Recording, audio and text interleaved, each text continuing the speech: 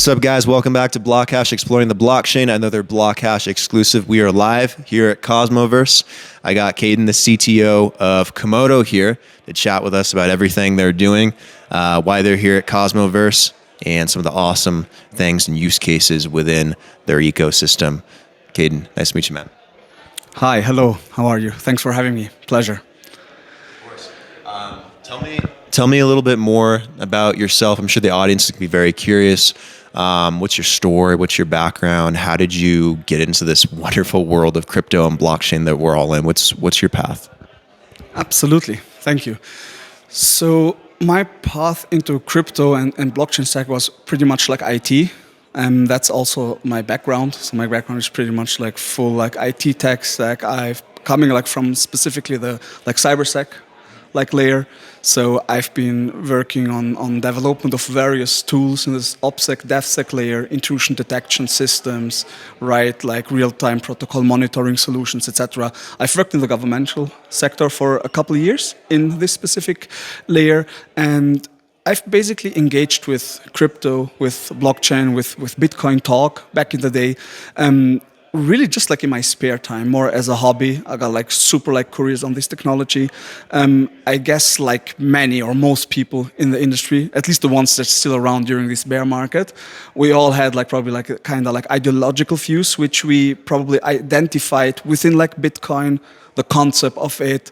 It was really like, I get the feeling, the sense that these like has the power to not just revolutionize money or financial world as such, but to me was always, this feels like it's definitely got the power to revolutionize like society and the socio-economic model as such, since the monetary basis is just the underlying core structure of it. And this kind of fascinated me.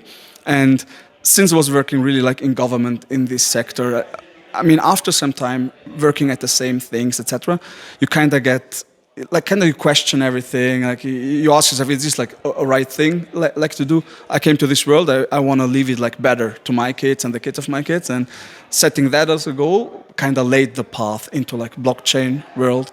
I was always a big advocate of open source technology, and thanks to my former professors at Tech High School and university, we've had like just like the privilege to be taught, educated by people that like saw the core values in OSS and this world. And yeah, thanks.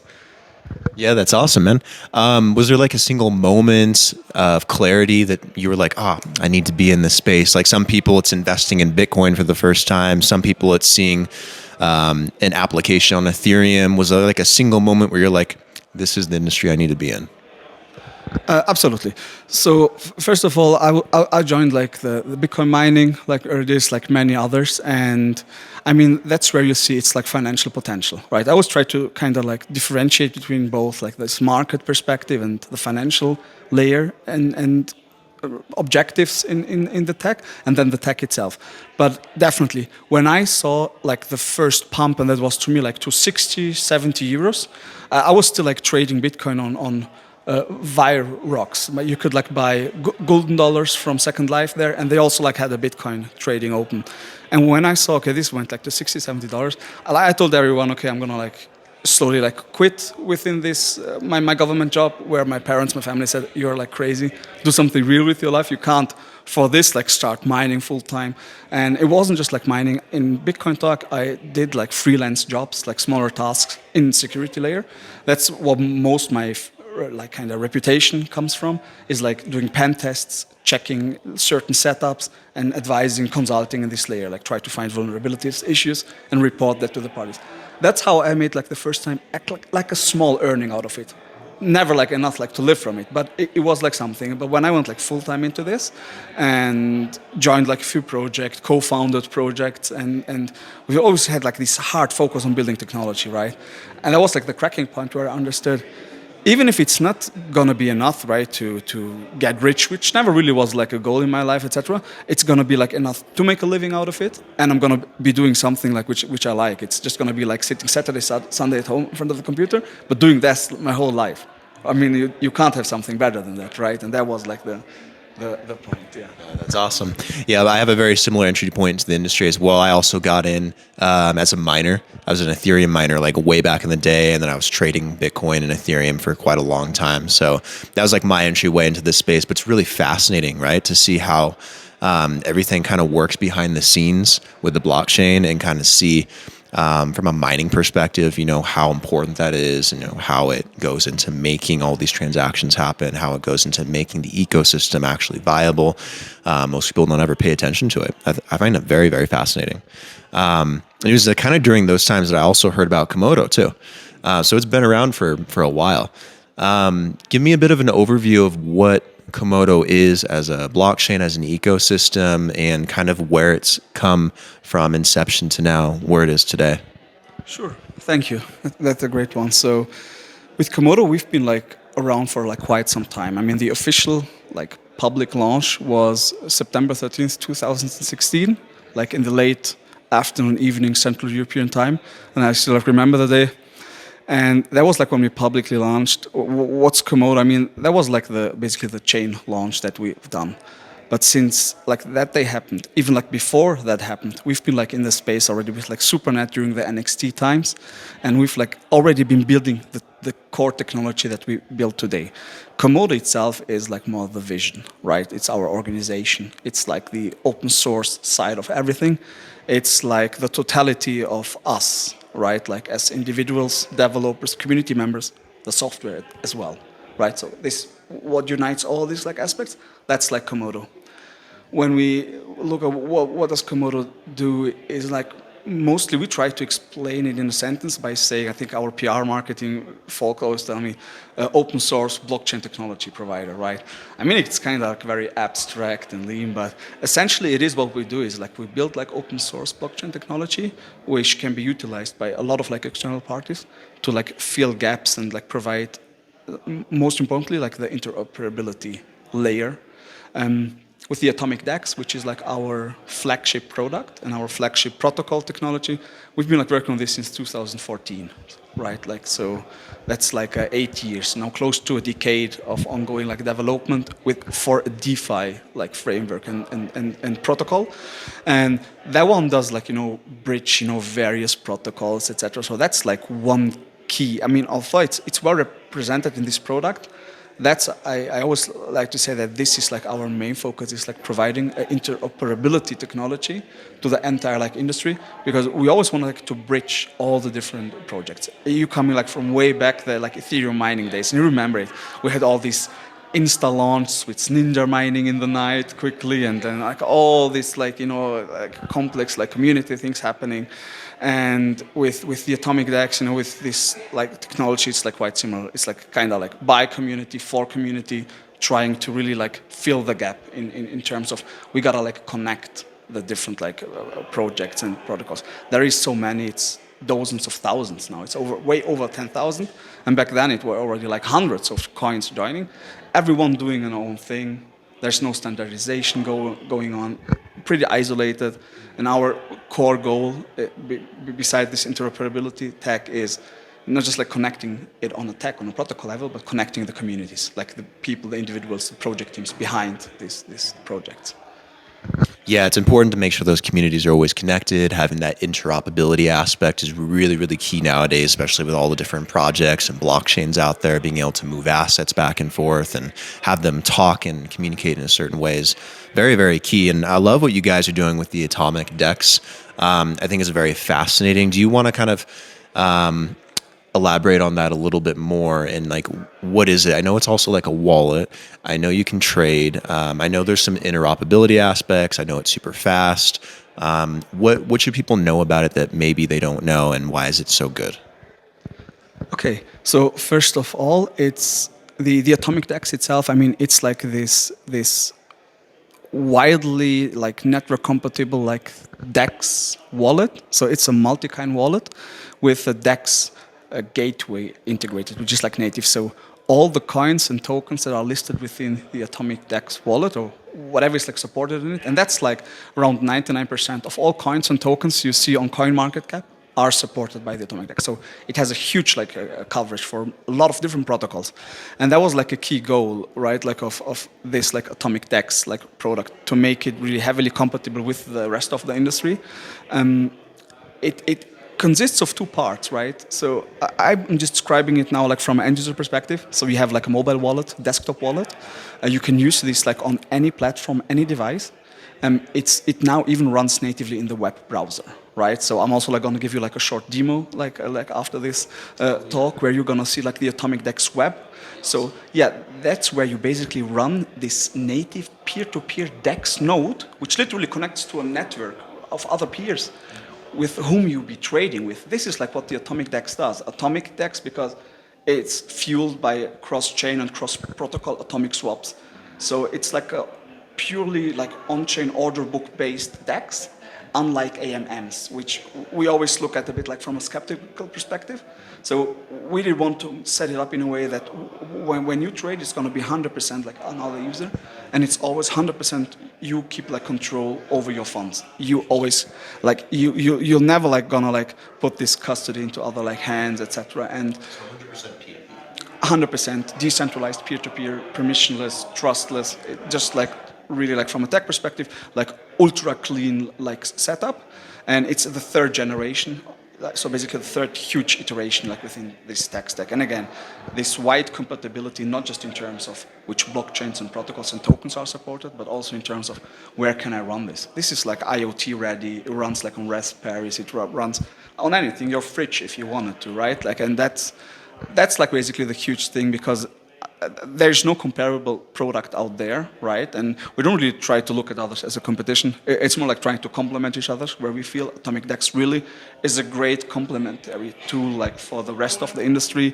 And it's huge. In our it's a very mighty, a very powerful tool, and it's free. Again, like 100% open source.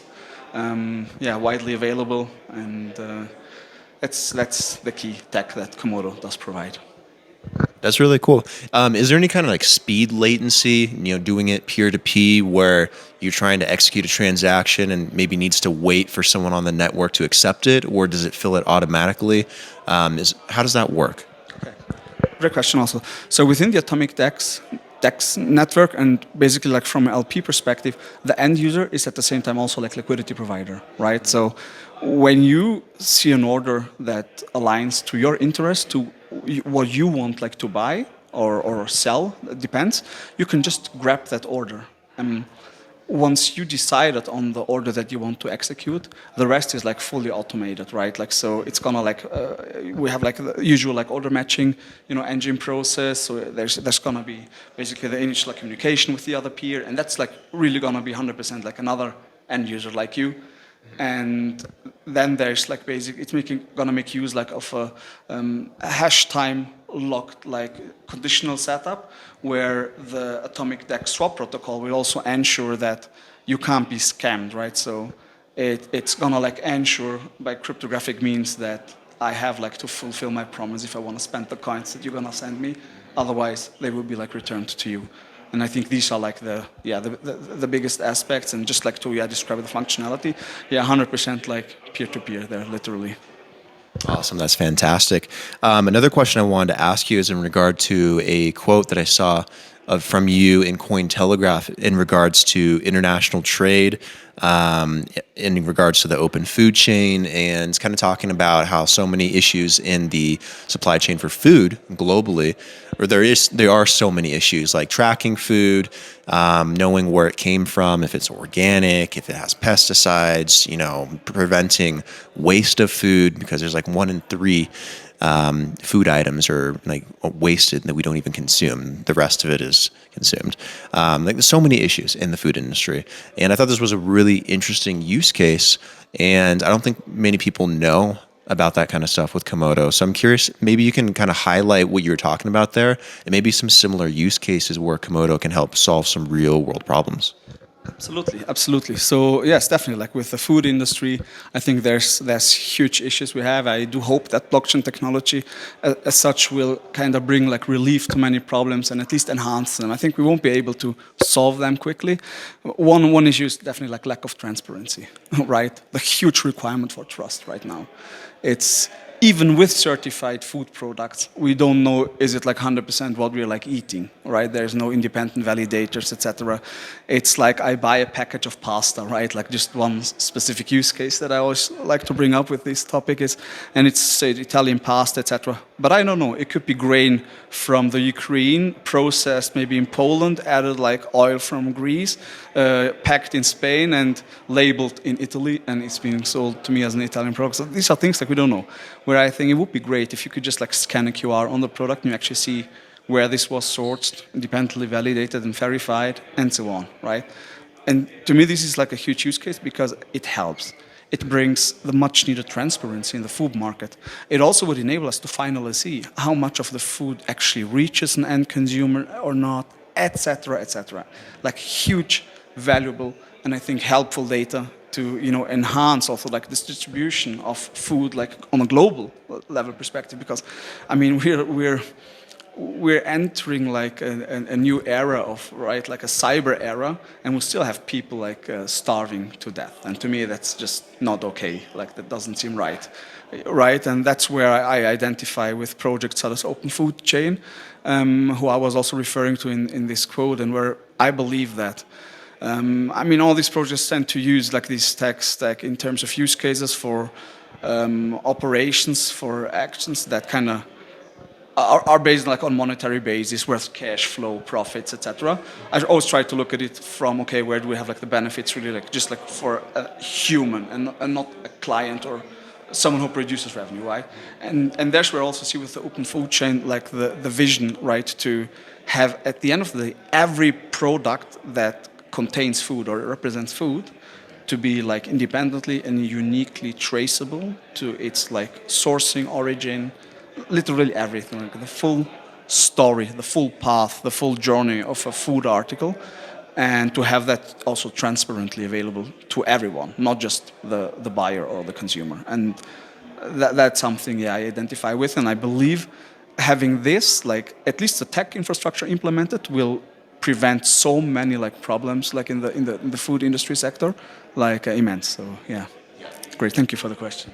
Yeah, of course. No, I think it's really important for the end consumer to have that trust and be able to trust in these large companies and corporations and these supply chains that these things are accurate. And the same thing, it holds large corporations accountable, governments accountable. So it's not a one-all fixed solution, but it helps so much to implement blockchain.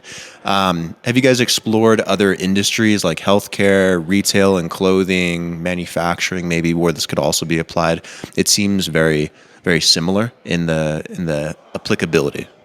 Yes, absolutely. That's also something which, like OFC, the Open Food Chain project, has been actively working on. So they're basically attaching this to like industries beyond just like certain sectors. This literally extends to any producing industry. So it could be any article. It could be like a physical device. It could be something technological. Like you could use this for anything. Have its full like path specs. I mean, obviously there might be certain informations will be like kind of undisclosed, patents, etc. Right? But I think you can make the majority of information available, even like for a watch or for a shirt, and that's I think very interesting. Yeah, I think it'll be very interesting to see how that expands across different industries in the space. I know a lot of blockchains are working on it, but it's so key, so big, saves so much money and time. Here's the big question: what are you guys doing here at Cosmoverse? So it was kind of like a last minute decision, like to show up, to come.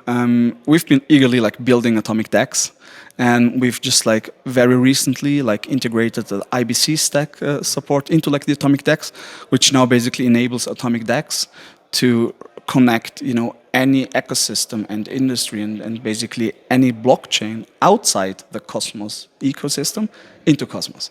So we're basically bridging the IBC to Bitcoin, Litecoin, Doge, but to the native tokens, not to proxy tokens or wrapped assets as a representation on a middleware layer or a layer 2 chain, etc.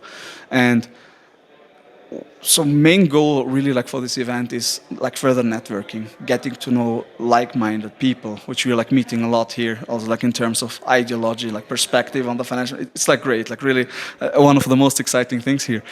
But then also like obviously demonstrating the technology. We've never liked to hype our tech or so over the last 10 years probably, but now we feel we have like a great car, and we want like to present it, like to showcase what we've built. And yes, I will really demonstrate it to it.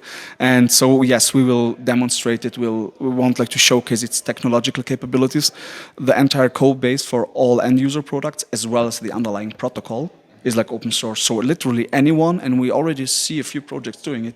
There's Shiba Swap, like the Shiba DEX, which is using like the AtomicDEX as underlying core. Yeah, Shiba DEX is using like the AtomicDEX, and so any like third-party community could go ahead, take the AtomicDEX API, and create its own branded like multi-coin wallet with a DEX that connects all the different like protocols, Ethereum, BNB, Binance Smart Chain, Cosmos, IBC stack, etc., with each other, and just like for free. And yeah, this thought like excited us so much that we said, yeah, we need to come and share this exciting information with the rest of the Cosmos world. And yeah, I'm myself a Cosmos fan, following it like since its early inception days, and always been a very similar vision like Komodo platform. Our initial like smart chain vision really matches Cosmos like 100%. And yeah, so this is one of the key reasons to be here, and obviously to meet people also like you, and to hopefully raise the tech awareness. And it's always great to exchange with all type of humans. Yeah, thank you so much. Yeah, of course. Cosmos has got a fantastic community, fantastic ecosystem. They're always got the right energy. They're always doing something new. They got great projects and startups. So I love being around everyone in this part of the space. And it's awesome what you guys are doing. You guys are doing so much, especially along with the AtomicDEX, and pushing that along. Very excited what you guys are doing. Is there anything on your roadmap that's coming up, either towards the end of this year or going into early of next year, that you are particularly super excited about, that you want people to be aware of? Yes, that's a great question. Thank you. So we do have like a few kind of like high demanded like features like outstanding that are rolling out. Development is quite complete. One of them is like full hardware wallet support for a variety of hardware wallets to enable end users to not just like store and send tokens with the hardware wallet, but to actually execute trading operations with the hardware wallet, to bring the security even like to the next level, because we understand a lot of users cannot read source code. They can't independently verify our source code to prove our claims. So we want like to give them means of using additional tools like hardware wallets, smart cards, etc., to not have to trust the code. Although it's open source and everything, and it's been already like validated and like security assessed, and it's all good. But even for the hyper paranoid people, which I myself think am one of these, can use like a hardware wallet for all these operations. But then we also have like a BIP, like 3944 support integration, which is basically this hierarchical deterministic wallets where you can use like one seed across a variety of different wallets. So if you have any other like wallet, and I'm really talking like, let's say, the top 10 most used wallets right now, we all know approximately who they are. I'm not going to call the names out, but you could take any of these seeds, use it on AtomicDEX, and you just like have your funds and everything there. And vice versa, you could use the AtomicDEX seed to have it over there. And obviously, most important one is like the WebDEX, which is basically the final iteration of our like AtomicDEX, product development iteration, like bringing out, a unified like GUI dApp that really runs natively as a peer-to-peer software within your web browser. And here we're looking at the web browser as the future operating system. And we think this is like the final like step here. This excites me like enormously, because we have external LP services that are lined up to join the AtomicDEX once we have like the stable tag out for the release candidate. And we're very excited, because then like the real action starts, right? Funds are being like put up like within like the DEX network, where it like starts to like just like fuel up the entire like ecosystem, and that's what excites us like enormously, me personally specifically. Awesome. Awesome. Where can people find more info on Komodo? And do you guys have a community on Discord, Telegram, or elsewhere that you want to direct people to? Yes, absolutely. So you can find us like on Twitter, AtomicDEX, as well as like Komodo platform. All the handles for our both Twitter accounts.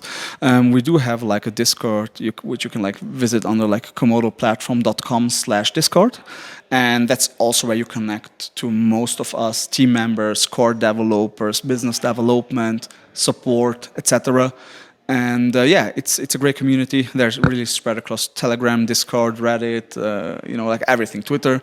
I myself, I'm not like a heavy social media user. I chat still like a lot on IRC, yeah, and do use Discord once in a while. But Twitter, I'm on Twitter as well, and I'm OXCA333 is my handle. Yeah, thank you so much. Of course, guys, go follow Kadan on Twitter and social media, wherever you can find him. Make sure to check out Komodo and everything they're doing. It's a fantastic blockchain and ecosystem, so much that they're working on. Make sure to like the video and subscribe if you have not already. Kadan, thanks for taking the time. Really appreciate it, man. Enjoy Cosmoverse. Brandon, thank you so much for having me, and it was a real big pleasure, and hope to be here soon. Thank you.